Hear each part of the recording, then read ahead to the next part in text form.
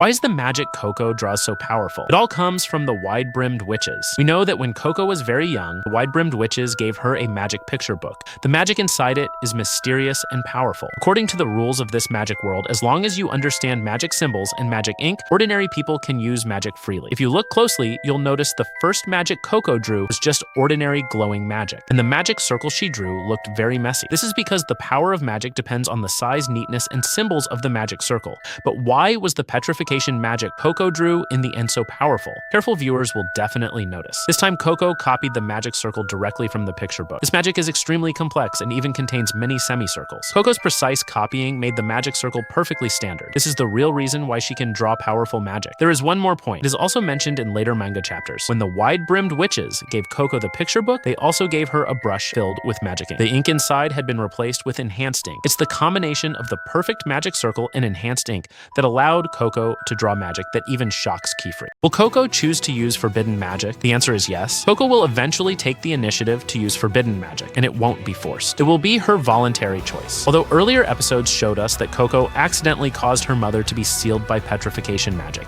making her extremely cautious about unknown magic. This has also misled people into thinking that Coco will gently abide by the rules. But don't forget the definition of forbidden magic in the world of Witch Hat Atelier: all magic that acts on the human body. If she wants to save her mother for Coco, using forbidden magic is inevitable. In later plot developments, the wide-brimmed witches deliberately turned Uni into a beast. Official magic cannot undo this at all. They directly induced Coco to draw forbidden restoration magic on the spot. Coco refused at that moment, but her heart had already wavered. Official magic cannot save her mother, it cannot save her companion. Only forbidden magic can. Coco's personality has never been rigid and rule-bound. She is gentle and kind, yet also brave. She is willing to break her bottom line for others. So it's not a question of whether Coco will use it. It's inevitable. She will break the thousand-year lie of the magic world and complete salvation and rebellion with forbidden magic. This is the true core theme of the entire series. Why is the ribbon on Kifri's hat so much longer than everyone else's? It's because this ribbon doesn't actually belong to him. It came from one of his late close friends. Tearful, fateful, hidden story lies hidden here. In the setting of this anime, a mage's hat is the ultimate symbol of identity and faction, such as the Witch Hat faction and the wide-brimmed faction. Decorations on hats are not mandatory. They represent personal identity and affiliated forces. The signature decoration of Kifri's faction is short tassels. Agat wore exactly this kind of hat when he first appeared. Coco also wears the same hat in the opening sequence. The eye-catching long ribbon on Kifri's head originally belonged to a fire mage named Elugio. The name might sound unfamiliar to you, but you have definitely seen his magic. The glowing luminescent stone path that lights up when stepped on was created by Elugio. When you rewatch Coco immersing herself in this beautiful magic with knowledge of the hidden story, the sense of fate in this scene becomes overwhelming. So why is Elugio's ribbon on Kifri's hat? Because to become a true mage, one must pass the pentagram trial. It's the magic exam shown in previous plotlines. After passing the third stage, mages from this faction gain the right to design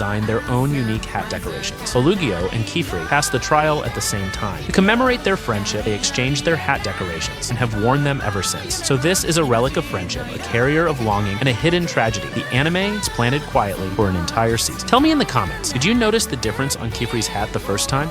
Why was Agat's magic ability far superior to everyone else's in the early stages? It's because before she enrolled, she had been secretly teaching herself magic for a very long time. That's why in episode 4, when everyone fell into the wide-brimmed witch's trap and faced the dangerous ancient dragon, everyone including Coco was panicking. But only Agat was able to come up with a plan and respond actively to the danger. Agat's proficiency with magic also relates to her family background. She comes from a low-ranking mage family. She was exposed to magic ink from childhood and has seen magic circle patterns. She was already familiar with lines, arcs, and ink control. All her other classmates were ordinary people starting from zero. Coco had absolutely no foundation at all. Agat, however, enrolled with a fully advanced preparatory level foundation. While others were still practicing straight lines, she was already skilled at control. Her outstanding performance in the early stages comes entirely overwhelming basic skills. It's not supernatural talent, Agat putting in far more effort than ordinary people. In episode 2, when Agat first appeared, her cool flying magic shocked Coco, but Agat showed Coco her hand. From long-term training of drawing with magic ink, her hands were covered in stubborn black stains. This shows just how dedicated Agat is to magic. What's more, Agat has an extremely cautious personality and an incredibly steady hand when drawing. The magic circles she draws are neat and smooth with seamless mana conduction. Her magic is naturally powerful and stable. This is exactly why Agat's magic level far surpasses the other witches.